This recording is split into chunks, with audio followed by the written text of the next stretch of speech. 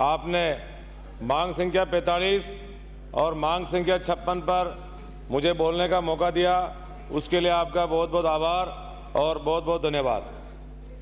मैं आपके माध्यम से सदन को बताना चाहता हूं कि उद्योग और वन पर्यावरण का जो विषय है, उद्योग को लेकर के राज्य राजस्थान के माध्यम से राजस्थान के यशस्वी मुख्यमंत्री भजन लाल जी शर्मा ने 35 लाख करोड़ रुपए के MOU करके राजस्थान के अंदर नए उद्योग स्थापित हो, नए काम धंधे रोजगार स्थापित हो, उसके लिए विदेशों से कंपनियों को इनवाइट किया और देश भर के सारे प्रदेशों से इनवाइट करके ये राज्य राजस्थान के माध्यम से 35 लाख करोड़ रुपए का MOU किया, जिससे उद्योग को बढ़ावा मिले।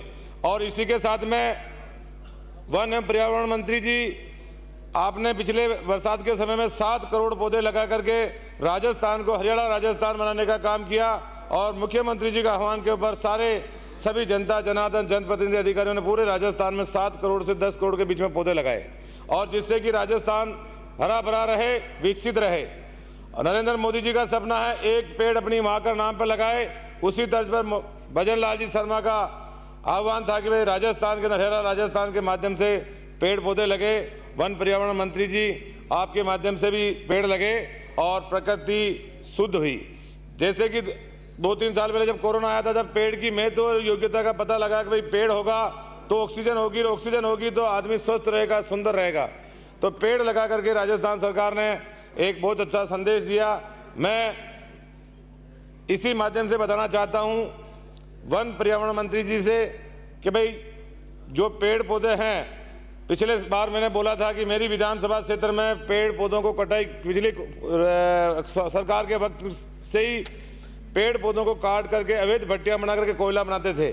लेकिन जैसे ही मैंने यहाँ आवाज़ उठाई, माननीय मंत्री महोदय संजय जी ने तुरंत कार्रवाई करते हुए सारी अवैध भट्टियों को बंद कर दिया, जिससे पेड़ पौधे भी बच गए और वहाँ जो जहरीली धुआं गैस निकलती थी उससे प्रदूषण भी मिट गया, और करीब 1000 भट्टियों को तोड़ दिया गया। और कुछ 10-5 अगर चोरी छिपे हैं तो वो भी भय के मापे से तो छोड़ के भग गए। मैं सदन के माध्यम से मंत्री महोदय आपसे भी निवेदन करना चाहता हूँ, वो हमारे वहाँ से तो चले गए, लेकिन वो राजस्थान, मैंने ये सुना कि डूंगरपुर बांसवाड़ा में जाकर के वो अवैध भट्टियां बनाने लगे वही व्यापारी। अगर ये कार्रवाई आप पूरे राजस्थान में करेंगे, सारे राजस्थान कलेक्टर कहेंगे कि जो पेड़ पौधों को काट करके कोयला बनाते हैं उनको पूरे राजस्थान का अगर सारा कोयला बंद होगा तो राजस्थान हरा भरा रहेगा। हमारे वहाँ तो आपकी कृपा से बंद हो गया। और आपसे निवेदन करना चाहता हूँ कि जैसे पिछली बार मैंने कहा था कि भाई हमारे वहाँ उद्योग की फैक्ट्रियाँ बहुत ज़्यादा है, और फैक्ट्रियों के काले पानी की वजह से हमारे वहाँ बहुत बड़ी कोठारी नदी है और बनास नदी है। उस बनास नदी और कोठारी नदी में फैक्ट्री वाले केमिकल युक्त प्रदूषण पानी वर्षों से छोड़ते आ रहे हैं। आपने कहा था कि भाई वो कमेटी बनाई जाएगी, वो कमेटी वालों ने क्या काम किया कि नहीं किया वो तो शायद आपको पता है, लेकिन मैं आपको निवेदन करता हूँ उनको एक बार और निर्देशित करें, जिससे कि वो काले पानी को रोकने का पूर्ण काम करें। क्योंकि जीरो डिस्चार्ज के नियम को आधार पर उनको NOC दी गई प्रोसेस हाउसों को, लेकिन वो जीरो डिस्चार्ज के नियमों का पालन नहीं करते हैं और वो सीधा उस पानी को नदी और नालों के माध्यम से उस नदी में छोड़ते हैं, और नदी के माध्यम में टैंकर भर के नालों में डालते हैं और नदी में छोड़ते हैं। और एक प्रोसेस वाला तो ऐसा है जो अपनी प्रोसेस के अंदर, फैक्ट्री के अंदर उसने बोरिंग कर रखा है, बोरिंग के अंदर ही काला पानी डालता है। अगर वो काले पानी के माध्यम से नीचे किसानों के खेतों में, कुओं में, बावड़ियों में वो जहरीला पानी जाता है, और जिससे लोगों को चर्म रोग की बहुत सारी समस्याएं, तकलीफें रहती है। मेरे विधानसभा क्षेत्र में मांडल में कंचन प्रोसेस नाम की फैक्ट्री है, वो बोरिंग करा करके उसमें जहरीला पानी डालता है, जिससे भूजल स्तर खराब हो रहा है, प्रदूषण पर्यावरण खराब हो रहा है। अपने स्थान में जाओ। सीनियर सदस्य हो आप, सीट पे बैठो तो सीट पे ऐतराज करें, यहाँ बैठो तो ऐतराज, यहाँ बैठो तो ऐतराज। मैं क्या करूं बताओ आप। सभापति महोदय अंदर बैठ जाओ। मुझे पब्लिक ने ये कहा है, 8 करोड़ जनता ने हमको ये मैंडेट दिया है कि आप इधर बैठो और बार बार इधर ही बैठते रहो। अब इसका क्या करें? एक बार का ही दिया है, पर बैठो और तो सही बैठ ही नहीं रहे। बताओ सारे खाली। साहब मेरा भी समय खत्म हो रहा है, मेरे को बड़ी मुश्किल से समय मिला। नहीं, आपका समय अब चालू हुआ है, वहां बंद हो जाता है। हाँ बोलो। ये तो कल तो आईफा गए थे, फिल्म देखने थोड़ी गए। हाँ, अब सभापति महोदय मेरा जो बाकी है वो बोलता हूँ। हर शुरुआत इंसान को डराती है, हर नई शुरुआत इंसान को डराती है, मगर कामयाबी मुश्किलों के बाद ही मिलती है। आप चिंता मत करो, मुश्किल पाए 5 साल, इसको कामयाबी मिल गई, आगे की मत सोचो। और बताऊं क्या? सभापति महोदय, अब मैं आपके माध्यम से वापस बताना चाहता हूं कि भाई ये एनजीटी के माध्यम से जो भीलवाड़ा के अंदर एक कोठारी नदी है, उस कोठारी नदी के ऊपर ग्रीन बेल्ट के नाम से जमीन अलॉटमेंट है, लेकिन वो शहरी कॉलोनी वाले उस ग्रीन बेल्ट को खत्म करके नदी के किनारे पर कब्जा कर लिया। और मैं मंत्री महोदय के माध्यम से निवेदन करता हूं कि वो ग्रीन बेल्ट को सुरक्षित रखें और नदी किनारे पे जो पेड़ पौधे लगे उनको बचा करके रखें। और इसी तर्ज पर हमारे विधानसभा क्षेत्र में जो खारी नदी है, उस खारी नदी के तट पर एनजीटी की पालना नहीं करते हुए पूर्ववर्ती सरकार ने खाने अलॉटमेंट कर दी। मैं मंत्री महोदय के माध्यम से निवेदन करना चाहता हूं, जिन खानों को नदी के किनारे पर अलॉटमेंट किया, जो नियम के विरुद्ध है, उनको बंद करने का काम करें। और जिन खानों के ऊपर पर्यावरण और एनजीटी के नियमों के आधार पर पौधारोपण का कहा था, लेकिन उन्होंने पौधारोपण नहीं किया, जो नियमों का अवहेलना कर रहे हैं, उनके ऊपर कानूनी कार्रवाई करें। इसी तर्ज पर मेरी विधानसभा क्षेत्र में एक भोजा पायरा भगवान देवनारायण जी के पिताजी सवाई भोज का मंदिर है, और अभी 2 मई से 10 मई तक वहाँ बहुत बड़ा आयोजन होने वाला है, लेकिन वो सारी जमीन आपके फॉरेस्ट में आती है। मैं सदन के माध्यम से मंत्री जी और मुख्यमंत्री जी से मांग करता हूं, हमारे वो जो 2 तारीख से 10 तारीख का कार्यक्रम रहेगा, उसमें करीब 2 लाख लोग आएंगे, लेकिन वो रोड तो पिछले बजट में वहाँ मंदिर तक पहुंच गया, लेकिन वो सारी जमीन फॉरेस्ट में है।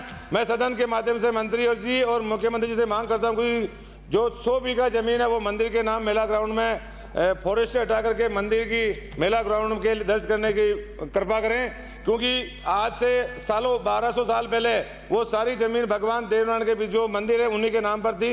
हमारे सवाई भोज के अंदर 1200 बीघा जमीन है, और सगरेव के अंदर जो मंदिर है वहाँ 2500 बीघा है।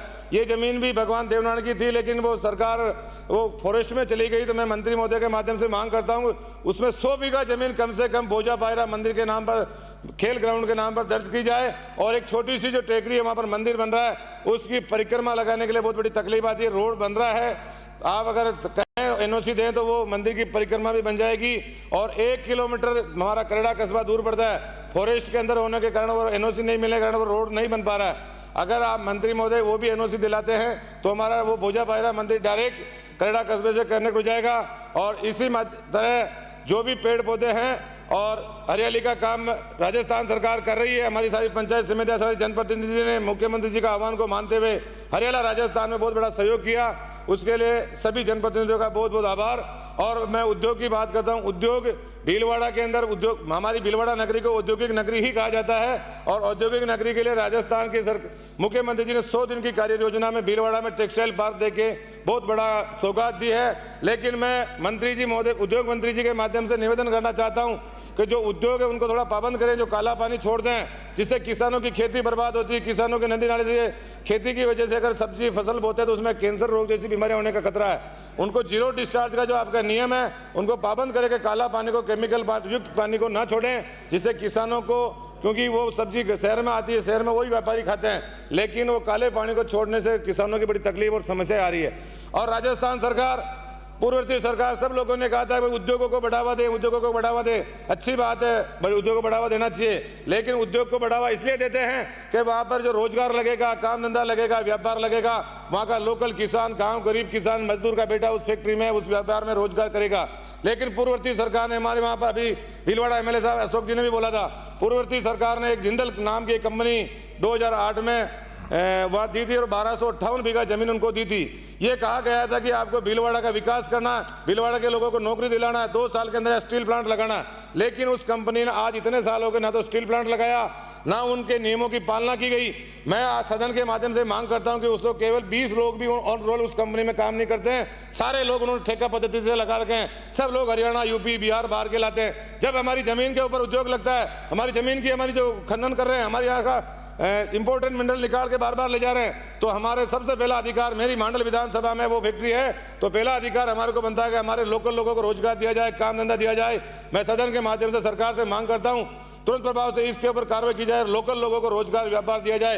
ये रोजगार ना तो हरियाणा के लोगों के लिए सरकार अलॉटमेंट की थी, ना यूपी बिहार के लोगों के लिए थी। ये हमारे यहाँ की चाराका भूमि, बिलाना भूमि, कृषि भूमि को अलॉटमेंट करके ये कहा गया था कि हमारे यहाँ के लोगों को रोजगार दिया जाएगा।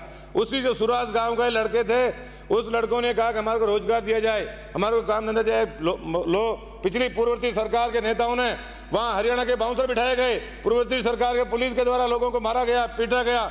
और उनके ब्लास्टिंग का नियम यह है कि छोटा ट्रैक्टर के माध्यम से ब्लास्टिंग किया जाए, लेकिन बड़े बड़े कंप्रेसरों के माध्यम से ब्लास्टिंग कर रहे हैं। घरों में दरार आ गई। हमारा पूरा कस्बा है भिलवाड़ा शहर के पास में, वो पूरा का पूरा कस्बा जर्जर हो चुका है। पिछले पूर्व विधायक विठल शंकर अवैसी ने बहुत समय धरना लगाया था, गेहलोत जी आए थे, उन्होंने कहा था हम कॉलोनी नहीं काट देंगे।